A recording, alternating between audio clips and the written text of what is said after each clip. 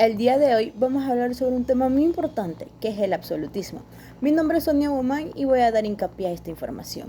El absolutismo fue una forma de gobierno y régimen político típicos del antiguo régimen. ¿Eso qué quiere decir? Que fue un periodo histórico previo a la Revolución Francesa del año 1789, cuya ideología dictaba por el poder político del gobernante, es decir, del rey.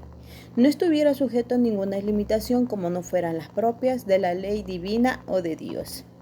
¿Esto qué significa? Que el poder del soberano era formalmente único, indivisible, inaliable e incontrolable y pleno.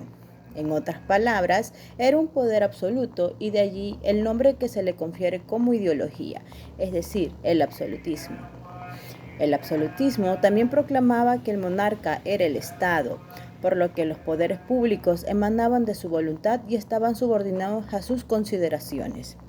No había ninguna autoridad mayor que la palabra del rey, por lo que los majestades no se encontraban sujetas a ninguna ley posible.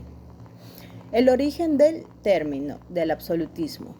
El término absolutismo no debe confundirse con otros usos más contemporáneos, como totalitarismo o dictadura, ya que en estos casos la organización del Estado se encuentra secuestrada por un partido o una cúpula militar determinada.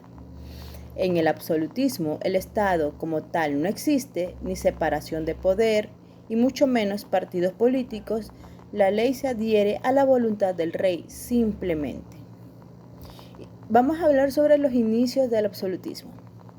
Las primeras monarquías de carácter absolutista se dieron a finales de la Baja Edad Media, a medida que se sentaban las bases sobre la evolución de lo que sería del Estado moderno. La tendencia a concentrar en el rey todos los poderes fue producto del desprestigio del papado y de la Iglesia como instituciones de control moral y social, cuya legitimidad divina fue poco a poco invistiéndose en el monarca mismo, cuya voluntad representaba la voluntad de Dios en la tierra. Las monarquías autoritarias de la Europa medieval no dependerían en el absolutismo maduros o el absolutismo regio. Sin embargo, hasta el siglo XVII, con el reinado de Luis XIV en Francia. También fue el fin del absolutismo. El fin del absolutismo fue en la Revolución Francesa, que puso fin a la monarquía absolutista en ese país en el año 1789 y dio pie a sus ideas de la Ilustración. Por paradójico que parezca, convivió con el absolutismo en otras naciones europeas, en las que se denominó despotismo ilustrado. Las revoluciones burguesas, que barrieron los restos del feudalismo medieval e impusieron las bases del futuro orden capitalista temprano, no pudieron deshacerse del todo de la figura de los reyes, y en algunos casos, como las de Rusia zarista, perduraron hasta entrando el siglo XX. La Revolución Rusa fue en el año 1917.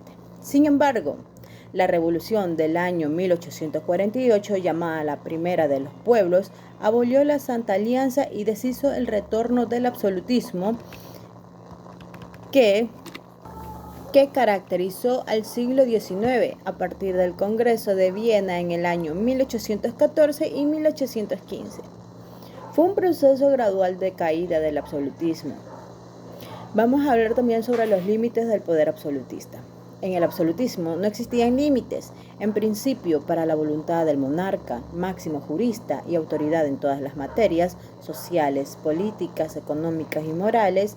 No obstante, existían límites que no se expresaban de forma explícita, pero que de algún modo enmarcaban del poder, y esta era la ley de Dios. ¿Qué era la ley de Dios? El rey estaba sometido, como todo buen cristiano, a las leyes morales de la religión y de la Iglesia. El derecho natural.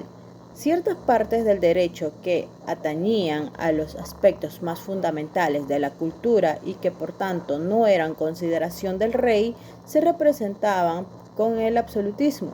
Leyes como la herencia, el mayorazgo y etcétera, que eran consideradas naturales. Las leyes fundamentales del reino. Leyes heredadas de la historia política del reino y que formaban una especie de constitución intangible fundamentada en la tradición y que no estaban necesariamente escritas, como la ley de sucesión de los propios monarcas. Economía absolutista. En el absolutismo, la economía solía ser mercantil y contar con una total inversión del monarca, probablemente de la alianza entre la política feudal, de la aristocracia y de la burguesía insurgente. Dependió que este modelo de gobierno durara tanto tiempo a pesar de haberse sentado ya las bases del venido capitalismo. Religión durante el absolutismo. En la teoría del rey absolutista era el jefe temporal de la iglesia, cuyos hilos debía manejar. Sin embargo, el clero era demasiado grande y aún poderoso para controlarlo directamente, por lo que la influencia ejercida en los reyes absolutos sobre el clero fue más bien útil y discreta. En casos los más católicos, como el Papa, seguía siendo una institución respecto a los asuntos religiosos. En otros, el rey podía nombrar, destituir e interferir en los cargos clericales. Instituciones absolutistas. El régimen absolutista no contemplaba poderes públicos de ningún tipo, excepto los designios del monarca, cuya palabra era ley. Sin embargo, existían cuerpos funcionarios encargados de la hacienda, la burocracia, la diplomacia y del ejército, los cuales gozaban de los beneficios de su cercanía con la clase dirigente. Sociedad absolutista. La sociedad absolutista estaba fuertemente estratificada, separando a los ciudadanos en tres estados. Estas eran la nobleza, los aristócratas y terratenientes que hacían de consejeros o aliados del rey, todos protegidos por una fuerza militar.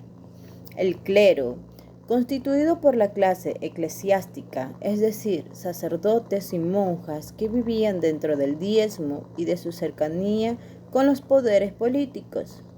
El pueblo llano, la masa de trabajadores, campesinos y comerciantes. El teórico absolutista. Los principales estudios políticos que se interesaron por el absolutismo como método político fueron Jean Bodin, que nació en el año 1530 y murió en el año 1596. Thomas Hobbes, en el año 1588 y 1679. Y Jacques Bossuet, en el año 1627 y 1704.